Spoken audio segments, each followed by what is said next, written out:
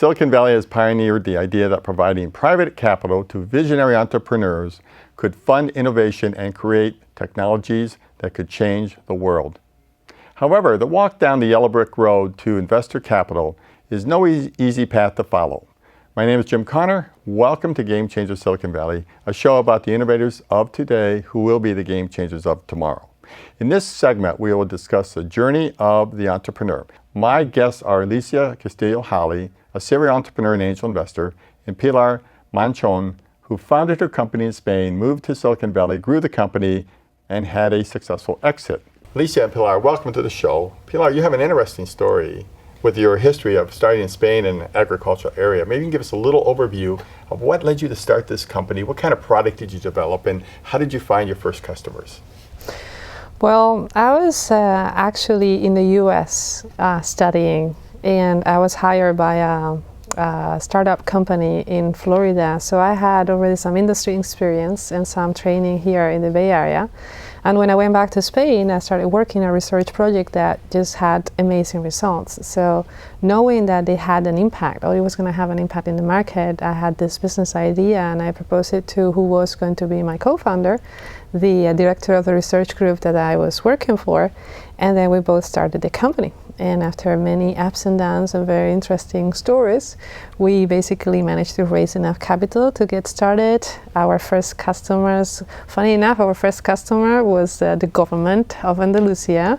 That was a big bet on their part because we were a very small company for a very large project and we had no background to basically prove ourselves. And again, after the crisis in Spain and going under and then raising some more capital, we ended up in raising enough money to grow and then selling the company. So you started the company in 2007, is that correct? 2005. You built it over 4 years to get it to be a profitable company in 2009. 2009, the financial crisis in the world hit, Lehman went bankrupt, everybody went under. And you guys had tough times and went down to being unprofitable, correct? Well, it was terrible because our pipeline of customers was very hard to build, and we had been working hard on that, but because of the crisis, most of the customers decided to cancel the contracts with us. Mm-hmm. And that obviously was really difficult for a small company that had to pay salaries, right? So we had to be very resourceful to keep our best people, and we had to go abroad and find customers elsewhere outside of Spain.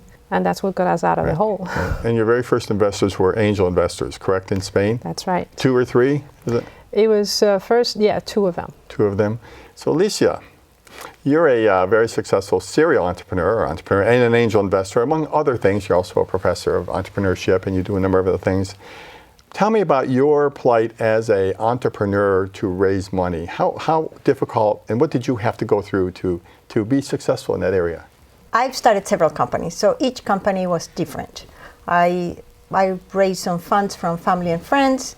I didn't know anything about angel investing.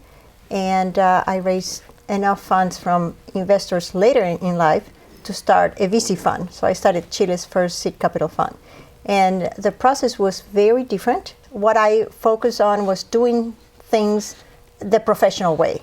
Having some knowledge about some of the concepts, knowing what I wanted to do, knowing where I wanted to go, and learning as I went along. I didn't grow up in a culture or in a country where venture capital existed, and I didn't live in those countries until later. So I'm a firm believer in entrepreneurship and venture capital and angel investing. And you just have to go and believe in yourself and go through the process. Okay, you can't fast track. Why did you create the VC fund? I created the VC fund because when I moved to Chile, I started a Center for Entrepreneurship, and then I realized that entrepreneurship couldn't work without venture capital. So I started helping companies be prepared to receive venture capital. And then I got to the point where I had 32 companies, and I thought, hey, you know what? It is easier to create a fund than to help them individually. Mm-hmm. And then we created the fund, we invested in some of those companies, and we let the companies grow. And who were the initial limited partners of the fund? I talked to over 1,000 people. That was really hard, really hard. Nobody believed me. Nobody thought it was possible. Here I am, Venezuelan, trained in the U.S., trying to do something in Chile. So it was really difficult. I did a lot of academic research. I did a lot of research, and I kept going through and learning every interaction was a learning. And then I asked everybody, can you tell me 2 people that would like to look at this? So every single interaction would give me new leads into talking to other people. So it took me a little bit over a year. So Pilar, back to your story now. You came here in 2011, I believe. You went to Italy, UK, Chile, and then you came and found some US customers, is that right? I came here to basically learn how to pitch to American investors because I was correctly believing that it was going to be easier for us to raise money here given the nature of the company. Did you have any customers here at that time? No. You came here with no customers to learn how to raise, and what were your first few meetings like? Well, they were difficult because, first of all, we had no money, so the way I came here was in a very resourceful, almost self-funded way. Uh-huh. And the first few people I interviewed with, my target was to basically pitch what I knew was a great product and a great company, but in the way that I have been doing it in Europe. And it's not the same message that they want to hear here. It's not the same packaging. So my target was just to get enough feedback so that I could modify the pitch that I was building to what the investors were expecting to hear here and make sure that I was fully prepared for any questions that they had. I knew the business inside out, right? So that was not the issue. What kind of rejection did you get? How harsh was it? And were people willing to honestly tell you what was wrong with your business plan or your pitch? Well, that was a very tough process, right? Because my interest was to get either interest or at least feedback that would help me improve. And I was aware that I was probably not going to get it the first few times, so I was going to have to iterate a lot, and I did iterate a lot. Yeah. And in some cases, people were very candid, and they told me, well, listen, this is just not a good fit for us. Or, it would be much better if you did this or did that, or started here, or gave us this information, or if you focus on this market, we would be more interested. So that was a lot of feedback that was very useful. But in some other cases, we got zero feedback. Like they would show interest, or they would pretend they had interest, and then you would follow up. And then they would drop the conversations months afterwards without any feedback. But then it comes the Spaniard in me and the Spanish blood and say, well, I'm not gonna, okay, so we've established you have no interest. Yeah. Now, I'm not gonna back you anymore unless you don't tell me what was wrong or what is it that is not good enough for you. And then we got some more people to give us. But the big venture capitalists rarely gave you honest feedback unless you insisted a lot. And did you insist by essentially continuing to call them or showing up at their office and saying, I have to speak to you, you have to give me some feedback? Or?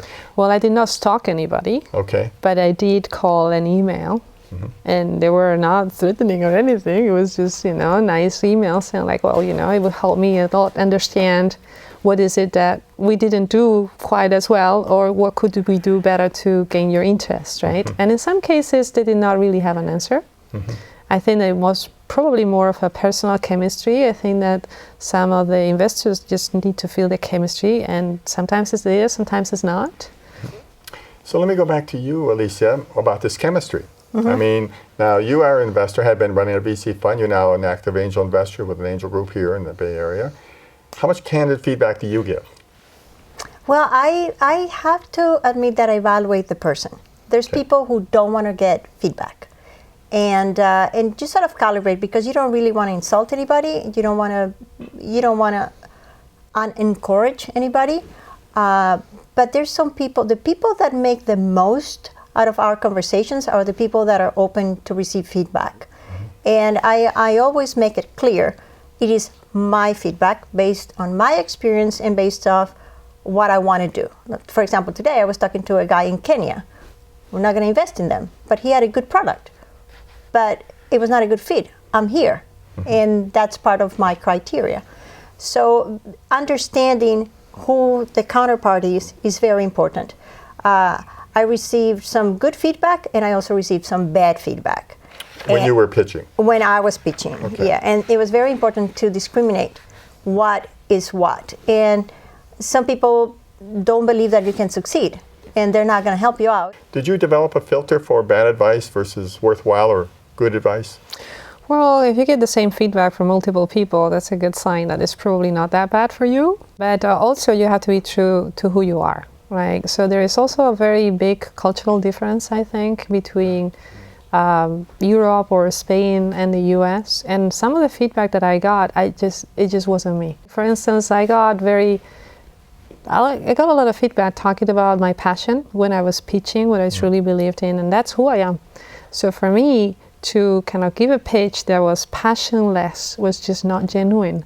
So I think it would detract more from the message and from who I am than the value that it would add or the credibility. And I thought that in any case, if an investor didn't want me to be passionate about what I'm passionate about, it was not going to work.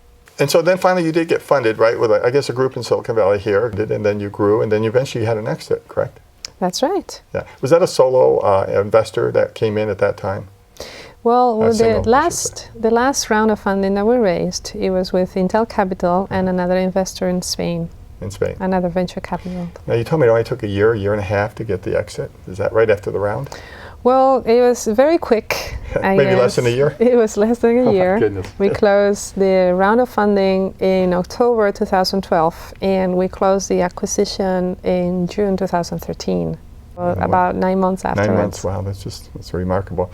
Do you have any stories like that, Alicia, that you had that type of company that went in and got acquired right after you invested? Or I haven't been that lucky. Yeah. It's, the things that turn out fast are the failures, and you need to close it fast because you're bleeding. Right. So that has been my experience. What are you doing now, Alicia? Are you continuing to advise women teams and men teams equally, or do you focus on the women teams a little more? I'm obviously a woman, so there's some vested interest in that. Yeah. I do want to see more women-led businesses, and I'm running a program for women because I think they have the capacity to get funded, but the numbers are really, really low, and I want to do something about it.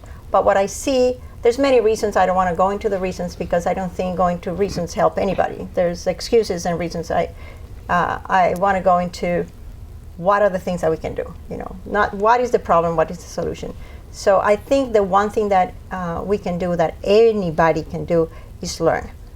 Get prepared, because you don't want to waste anybody's time by being unprepared. And there's no reason why you shouldn't be prepared, especially now. And the other thing is that angel investing or venture capital is not the only way to fund a business. There's many ways to fund a business, and there's many ways to navigate through all the hurdles. I spent years working with some of my companies trying to get them up and running, and so did you. And if you're going to wait for the perfect venture capitalist or the perfect angel investor, you're going to run out of cash. Yep. So you need to learn the holistic process. Right. Now, are you doing anything in the near term, or are you just sort of on an automatic pilot right now with your new company? Well, I work for Intel. There is no automatic pilot. It's a very challenging environment with extremely talented people and a very aggressive marketplace. No autopiloting. No autopilot, huh? No putting your heels up on the desk and kicking back. Oh, well, the heels are there, but they're working. They're working. That's great. That's great. I'll ask each of you if you'd like to have an email or contact information. I'll start with you, Alicia. Yeah, I have a website called Women Get Funded. I'm doing a Kickstarter campaign as well to make this program available to as many women as possible. Very, very passionate about that. I have a great team behind me. And that's pretty much it, womengetfunded.com. And Pilar? In my case, the easiest way to contact me is through LinkedIn. Okay. So just search me, Pilar Manchon. That's probably the first one that comes up. Well, I want to thank both of you. You've been delightful tonight. I've had a lot of fun. I've really learned quite a bit. And I didn't get through even half the questions. I've got a couple more sitting that I just love to have, but we'll stop now. And I want to thank you very much for coming in, and I appreciate your time, and I wish you every success going forward. Thank you. Thank you so much, Jim. This is Jim Connor. I'd like to thank you for joining us for this segment of Game Changers Silicon Valley. You can follow us on our website, gamechangers.tv, Facebook, or Twitter. We're going to take a short break, and we'll be back with 3 investors who will address what it takes for an entrepreneur to get funding.